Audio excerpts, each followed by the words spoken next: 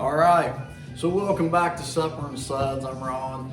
Listen, if you're familiar with this video series, then I don't need to go through the whole spiel with you guys. If you've never seen it before, I want you to go back and watch some of the earlier episodes so that you kind of get the premise behind this. But just a real quick, what I do is I cook and I taste beer. Pretty simple. So I'm a single guy, live alone, busy, got a full-time job, love to cook, don't have a lot of time to cook. So it's easy to get lazy and eat out.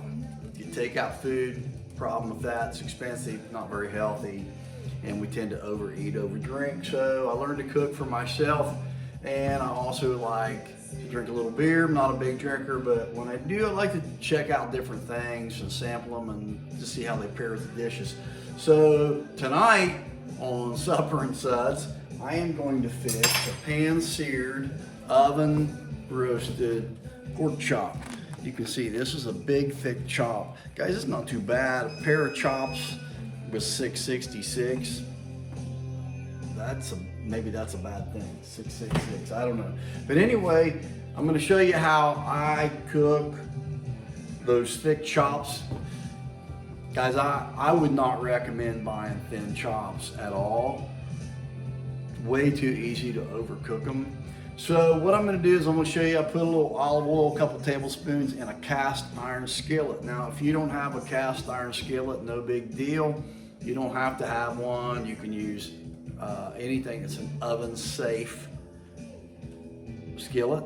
Doesn't have to be cast iron, but I just happen to like cast iron. So I'm going to show you what I do here. I got the oven preheated to 350.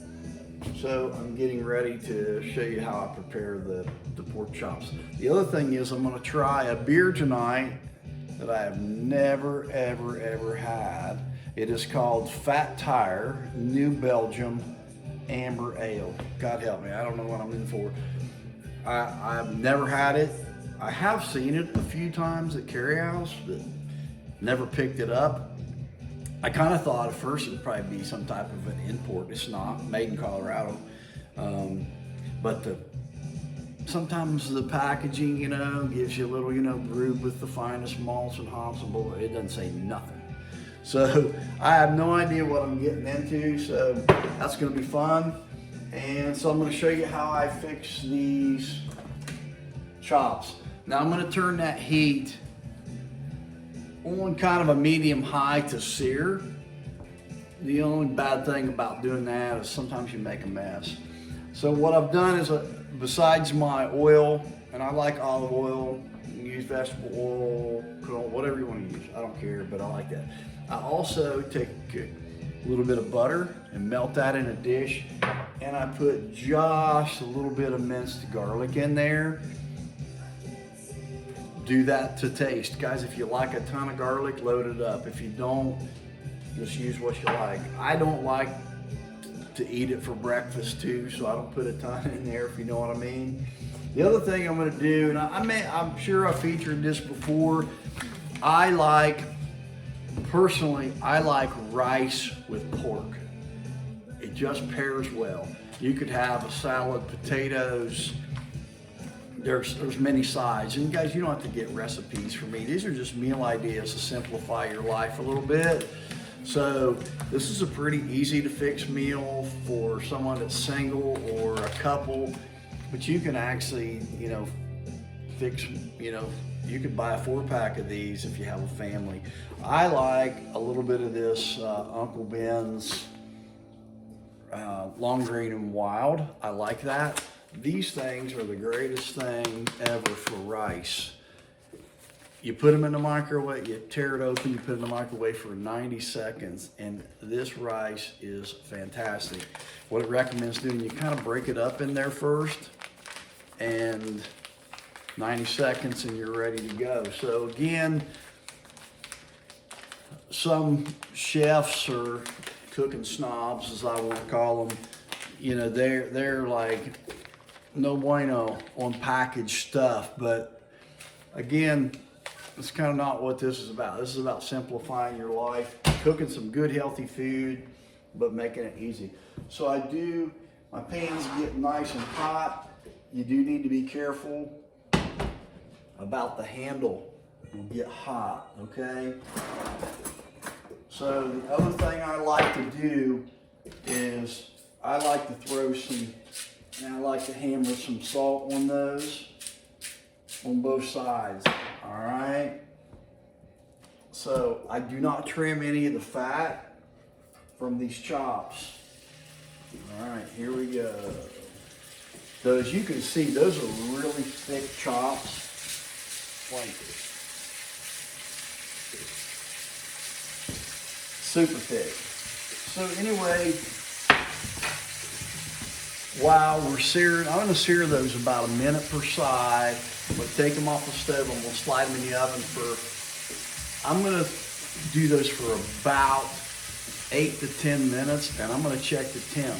Now guys, I like to cook my pork to 160 degrees internal temperature. You can go a little less than that if you want a more of a rare, mid-rare, you can do maybe 145. I really think you need to do pork to 160 degrees just for safe cooking. And if you want it more well, you can go a little higher than that. So I'm gonna put those in the oven for about 8 minutes and check that internal temperature. I don't wanna overcook them. So I am gonna sear those both sides, shove them in the oven, and we'll be back to try our Fat Tire Amber Ale and show you the finished product. I'll be right back. All right, so I'm back. So I've had these on the stove top, seared one side for about a minute. I flipped those. You know, you could sear the edges on that to seal it a little bit. I don't think it's necessary. It's a good thing to do though, you know, it does help. So I'm gonna add my butter and garlic. You can hear that. I'm actually gonna turn that stove top off. I'm gonna take this off of here and we're gonna throw that in the oven. I'm gonna set that timer on about 8 minutes. And when I hit 8 minutes, I am gonna check that internal temperature. Listen, it all depends on the thickness of the chops, how long you cook it. So it's a little bit hard to tell how long to judge it. 8 to 10 minutes is probably gonna be enough on those. But if it's a thinner chop, you wanna be real careful. I'll be honest, I wouldn't even probably do a thinner chop like this. I would just cook them on the stove top, maybe 2 minutes a piece, believe it or not very long. I might sear each side and check them. So I just don't like thin chops. So I don't recommend buying them that way. But anyway, I'm going to go ahead and I'm going to sample our Fat Tire Amber Ale while we're waiting for this to finish up. So that is not a twist top, I just found out. So thanks again, Scott and Amy, Brent and Terry, for the Kerfman's bar glass. So as you can see right away, that's got some color to it and a nice head.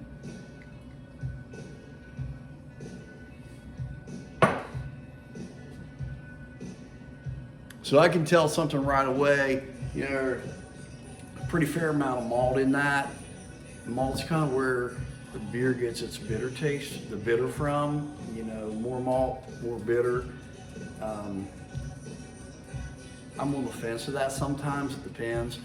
So there is a really nice head. You can see it is, as advertised, an amber ale. Let me go ahead and top that off a little bit.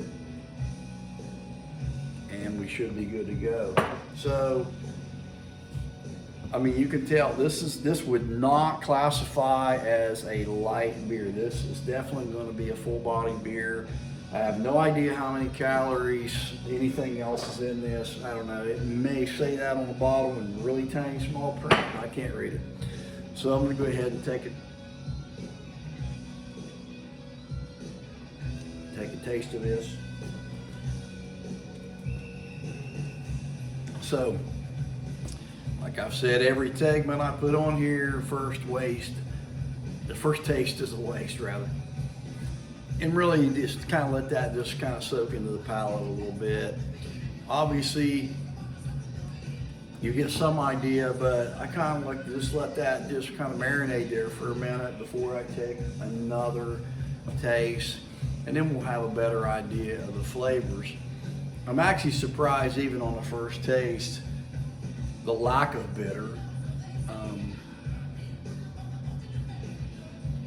I thought this was going to be a much more bitter finish than I feel like it's going to be here.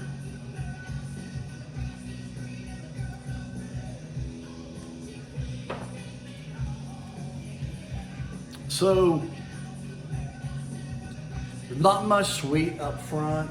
You know, sometimes you get a little citrus.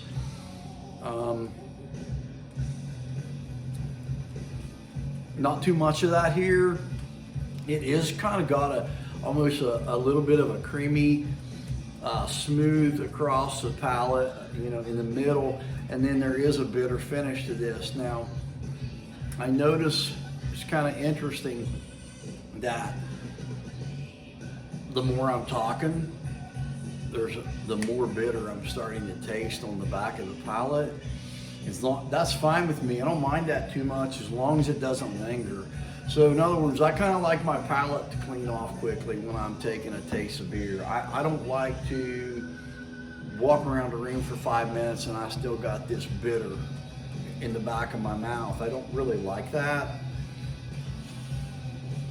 Excuse me. I like for it to clean off the palate pretty quick. Especially if you're eating, you know, you don't want that bitter lingering there. You're eating your food. You want this to pair well with your meal. It's kind of got a little creamy, buttery taste in the middle. That kind of comes across a little sweet. I said there was no sweetness or no citrus up front. There's really not too much of that, but as time goes by, I even feel more of that in the middle, that creamy. I mean, you can almost see it in the head. There's just kind of a little creamy look to it. So I don't know what. Obviously they put some different types of spice and things in this beer. There's all kinds of different things that it's brewed with. A lot of times there's some cinnamon, and maybe I'm getting a touch of cinnamon there, but it's not overwhelming. A lot of times, you know, some orange peel. I'm not really tasting that with this whatsoever. I think that the bitter on the back end is more from the hops. So maybe, you know, wheat adds sweetness. Maybe that's what I'm tasting. It's unusual. I like this beer though.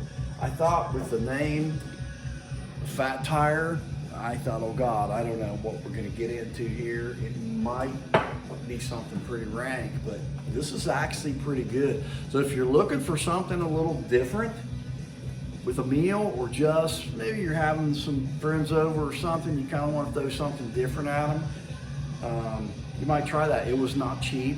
I think that was about 12 or 13 bucks for a 6-pack. So it's not, if you're a regular daily drinker, this might not be what you want to buy, because you're going to, you know, it's not a cheap beer. So, you know, I have my daily drinkers if, you know, like I drink on the weekends or if I'm out or something. But this is kind of cool. I like it.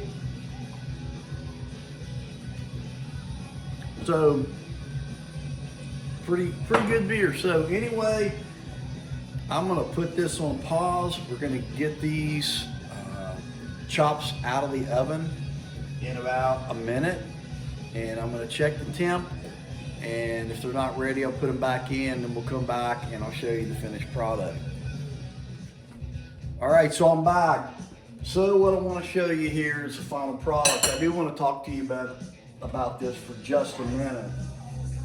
Ended up, as you can see, these chops, man, they just look fantastic. They smell fantastic. Ended up about 30 minutes. I told you it depends on how thick they are. Been a while since I'd done a finished some chops in the oven like that. So I did them for about 10, ended up doing 10 minutes, checked the temp, they weren't even close. So I doubled it, and I waited until about 15 minutes or so, and I actually was suspicious it was gonna take about a half hour. So I flipped them in the middle, get a little bit of that nice golden brown. And so 30 minutes in, I'm at about 160 degrees. So I have put my rice in the microwave. It is ready to go.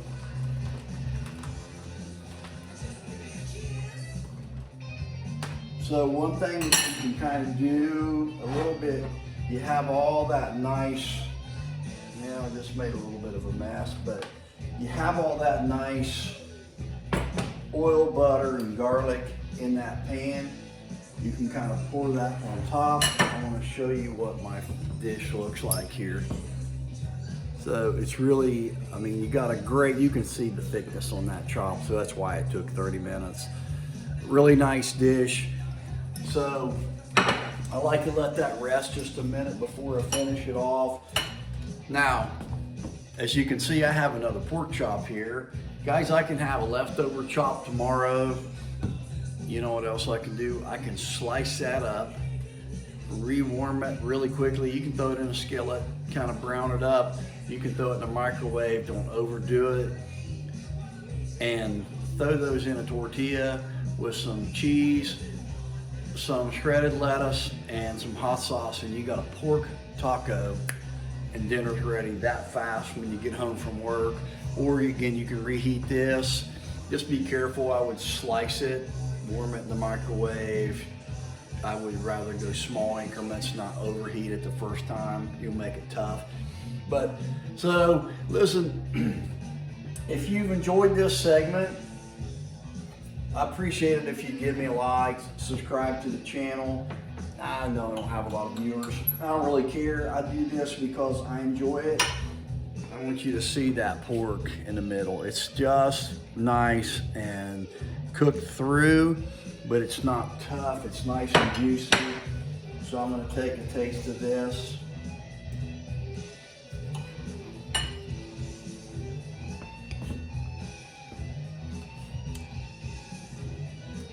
Guys, it's fantastic. You got that nice butter and garlic, little salt. And I love me some long grain and wild rice.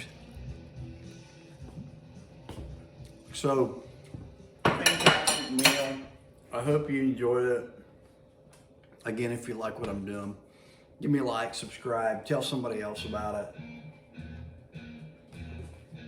I haven't done one for a while, simply because I pretty much work 7 days a week the month of January into February here. I'm going to take a weekend off coming up, so just to kind of rest and recoup. But hope you enjoyed it. Pan-seared, oven roasted pork chop with long grain and wild rice and a New Belgium Amber Ale by Fat Tire. Great meal. 30 minutes cooking time, really. A few minutes prep. So 35, 40 minutes, you've got dinner on the table. And it's really, this is delicious, relatively healthy. So hope you enjoyed it. Until next time, I'm out.